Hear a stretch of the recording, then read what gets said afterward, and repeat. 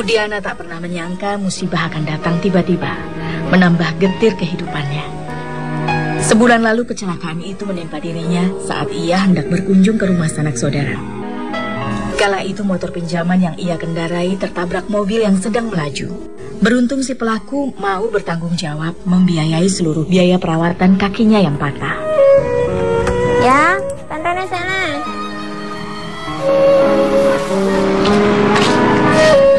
Tan, janjana ibu sik nggih, nang yo Pasiati iki catetane. Kini Pudiana terpaksa menggunakan alat bantu untuk berjalan. Hal ini tentu saja mengganggu aktivitasnya sehari-hari. Apalagi semenjak sang suami berpulang ke hadapan Ilahi, ibu 3 anak ini merupakan tulang punggung keluarga. Mantune kecelakaan nggih, kesulitan ngoten lho nglampahi aktivitas ngambil telepon niku. Teng pawan kan nggih mboten mungkin lenggah terus nggih wirawiri ngatur-ngaturaken nggih Mbak. Nek mlampah tebih kedhik ngoten gantung niku nggih sakit. Rayose niku. Muhammad Fadilah, anak kedua Pudiana inilah yang sehari-hari biasa membantunya membeli segala bahan untuk membuat klepon selepas pulang sekolah. Ya, mancing ayo. Kaiso, aku dikangen ibu. Oh ya wes. Ya wes. Bocah yang akrab dipanggil Yahya ini masih duduk di bangku kelas 5 SD. Demi membantu sang ibu, ia memang seringkali harus merelakan waktu bermainnya. Walau begitu, Yahya tak pernah keberatan. Kalau saya ibu kelas sendiri, saya kasihan. Makanya saya bantu. Gitu, Mas Nopo. Itu sambil juga.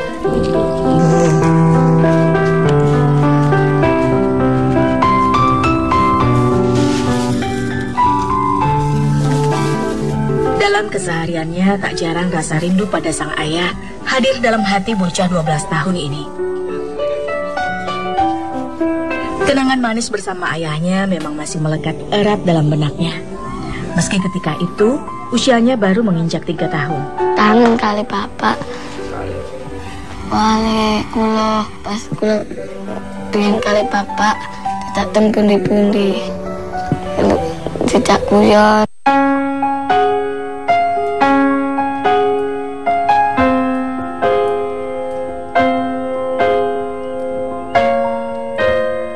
Untuk membuat klepon, bahan yang diperlukan sederhana saja,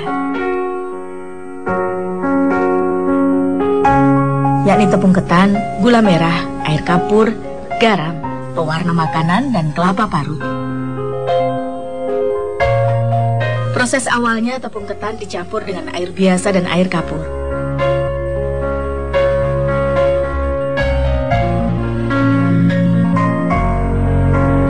Kapur digunakan agar saat dimasak nantinya klepon tidak pecah. Adonan kemudian ditambahkan garam dan pewarna makanan secukupnya. Penganan yang satu ini memang khas dengan warnanya yang hijau cerah.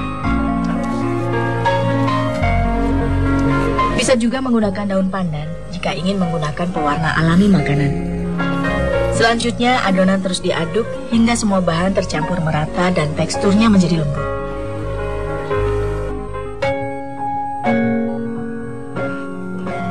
Untuk isian klepon, gula merah kemudian diiris hingga menjadi serpihan halus.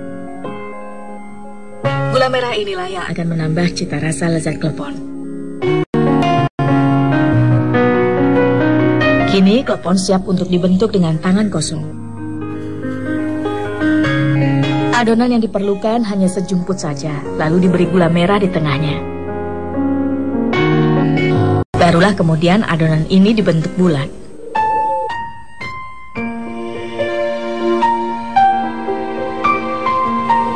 Mengolah klepon dengan kondisi kaki yang patah terkadang membuat ia mengeluh kesakitan.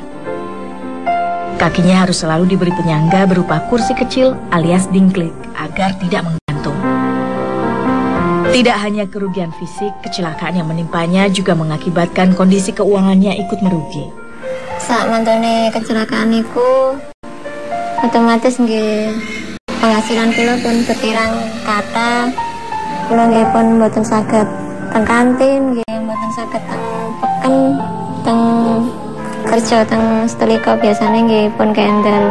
Namung damel klepon tok teng griya direncangi mak kula sing damel, mak kula sing ngrebos. Ya, untuk membuat klepon saja, kini Pudiana bahkan harus dibantu sang ibu. Meski seringkali terbersit rasa sungkan dalam hatinya. Apalagi di usia yang sudah renta, amanah tak bisa lagi berjalan normal. Nenek 80 tahun ini harus melakukan aktivitas dengan sangat hati-hati. Nggih, namine Yugo Mas nggih. Prihatin sangat kula seharusnya sing kudune mboten dadi rambutan itu yang sepak. Sawise kecelakaan ngeten kula pun damel society yang sepuh.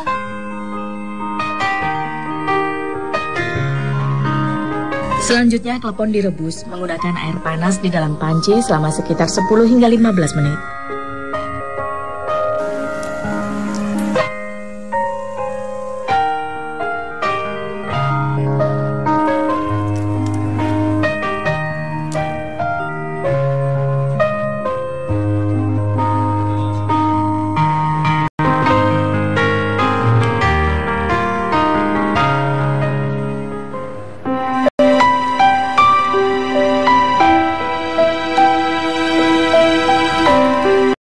Klepon yang sudah matang beri parutan kelapa yang sebelumnya telah dikukus dan diberi bumbu garam.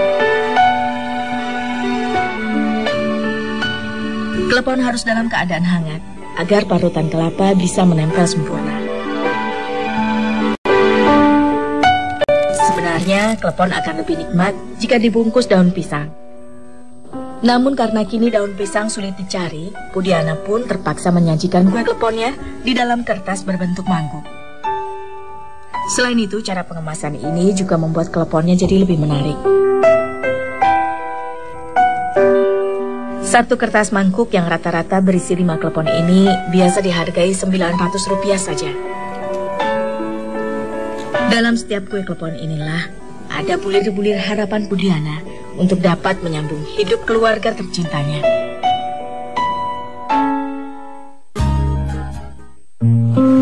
Assalamualaikum.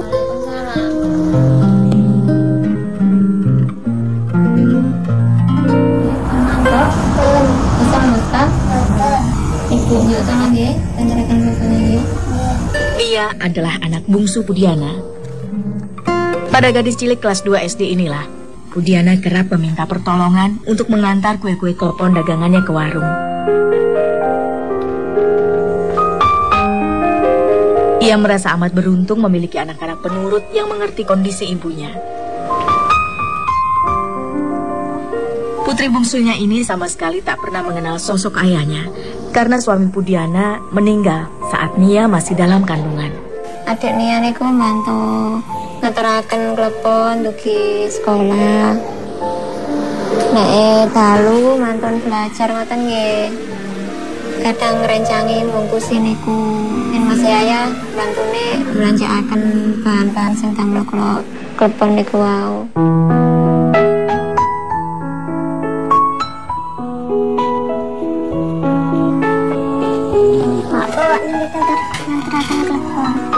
Menitipkan kue klepon untuk didagangkan di warung seperti ini sudah tentu ada resiko keuntungan yang tak menentu.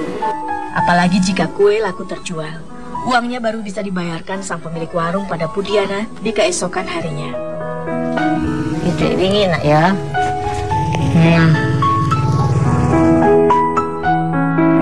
Biasanya niku nek rame ngoten nggih. Asal untungnya bersih niku sedasa niku pun alhamdulillah. Lek ngeten iki kata hajatan nggih pun radi sepi. Untung sak monten niku nggih damel tumbas ulam kali sangone lari-lari lintu-lintune nggih mboten cekap.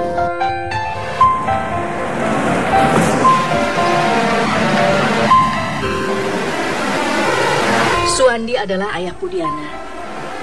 Meski tubuhnya sudah renta, ia tak pernah mau hanya berdiam diri saja di rumah. Pria 75 tahun ini masih aktif bekerja di tempat penggilingan padi. Bukan Bukan sekedar untuk mengisi aktivitas di hari tuanya, Suwandi memang sengaja melakukan pekerjaan ini demi menambah uang belanja di rumah. Itu pun terkadang ia hanya bertugas mengumpulkan gabah bekas penggilingan. Ia biasa diberi upah 25.000 per hari, atau terkadang hanya diberi beras oleh sang pemilik. Bakung niku nggih asal yotra suka akan kula damel blonjo kali damel nyukani putu.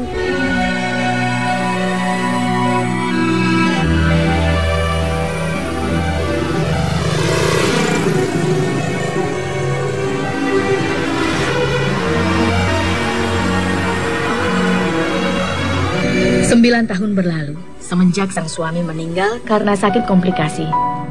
Selama itu jugalah Pudiana harus membesarkan ketiga anaknya seorang diri. Sebagai orang tua tunggal, wanita 34 tahun ini harus mampu berperan ganda, menjadi ibu, ayah, sekaligus tulang punggung bagi ketiga anaknya. Untuk menambah penghasilan, Pudiana juga sering menjajakan beberapa camilan di warung kecil-kecilan yang ia gelar di depan rumahnya. Camilan ini ia beli dari pasar, lalu ia jual secara eceran. Mas, kebutuhan kula kata, tanggungan kula nggih kata. Anak-anak termasuk nggih tiyang sepah. Kula nggih nyadari tiyang sepah kula wis mboten saged bantu nyambut damel kados tiyang lintune. Dadose kula berusaha angsal penghasilan niku sumbere mboten setunggal. Demi kebahagiaan dan masa depan ketiga anaknya, Pudiana rela membanting tulang ke sana kemari. Baginya hanya buah hatinya lah yang menjadi pemicu semangatnya selama ini. Kerja kerasnya pun telah sedikit membuahkan hasil. Denita putri sulungnya baru saja melewati ujian nasional di tingkat SMK. Cuman Mbak Dani niku angsal PKM bantuan khusus murid mboten mampu niku. Jadi SPP ini sakmake bayar sepale. Selama ini Denita tinggal di pondok pesantren di dekat sekolahnya. Karena tempatnya menuntut ilmu letaknya memang cukup jauh. Ia hanya pulang ke rumah sebulan sekali. Namun ketika sedang pulang ke rumah, Denita banyak menggantikan pekerjaan harian sang ibu.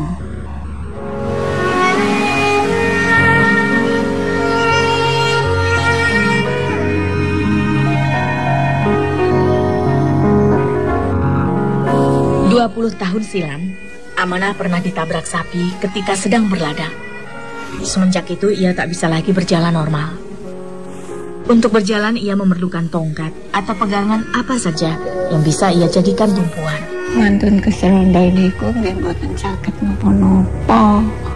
Nggih glendang mawon nggih amben. Niki napa pipis niku nggih dicundung kali yuga kula niku. Ngantos kalih wulan. Niki pun sadi sekeco saged merambat-merambat, beto-bento, saged bantu yuga kula. A'udzu billahi minasyaitonir rajim.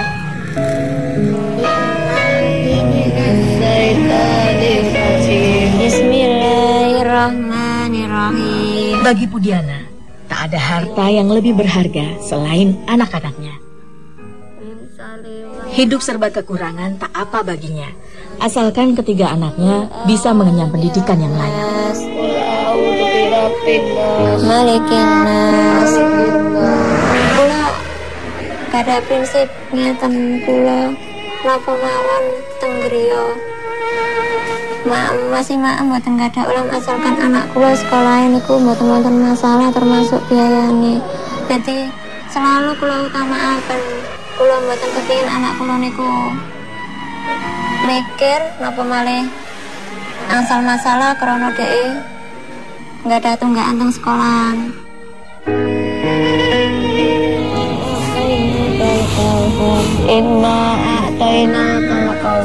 Begitulah prinsip yang selalu ia pegang teguh selama hidupnya.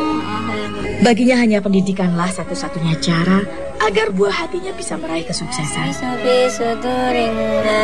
Ia pun sangat bersyukur meski kondisinya serba kekurangan. Yang Maha Kuasa masih memberinya rezeki untuk dapat menyekolahkan anak pertamanya hingga jenjang SMK. Pertama kula niku menaruh harapan ageng memang teng Mbak Deni niku piyambake ya kok kula sing mbajeng dadine memang kula ngotot kayak ngoten supaya dhek niku dados orang sing sukses, berhasil dan maju untuk adik-adik emangke nggih dadi kebanggaan kula. Rasanya kula merasa niku napa mawon kula mboten sia-sia.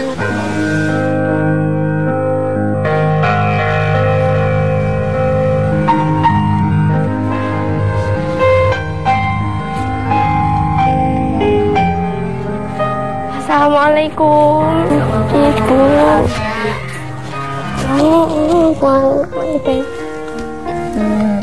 Ya apa? Alhamdulillah, sedang lancar, Bu. Iya, kan sehat lagi. Masih ya nopo. Sekolah itu apa? Peter tambah ya nopo. Setelah si sulung lulus sekolah, kini hanya tinggal Yahya dan Nia yang menjadi tanggungan utamanya kini. Ia percaya di mana ada kemauan, pasti selalu ada jalan keluar. Ibu, kula mah terus wonten pengen nggih. Ben sampun sono sampai nyekolah kula sampai gede, sampai kelas 3, sampai lulus. Kula mah terus nggih, Bu. Nggih, Gimana pun repot Mboten. Niku pun nggih selalu kula tanam teng anak-anak. Nah, hidup niku nggih harus berjuang. Napa mawon niku untuk menjadi sukses niku pasti wonten pengorbanan. Mugi-mugi kula kalih yoga kula diparingi kuat bapak emak kula diparingi sehat niku kula yakin kok Mas niki semua niku pada saatnya nanti niku wonten hikmah.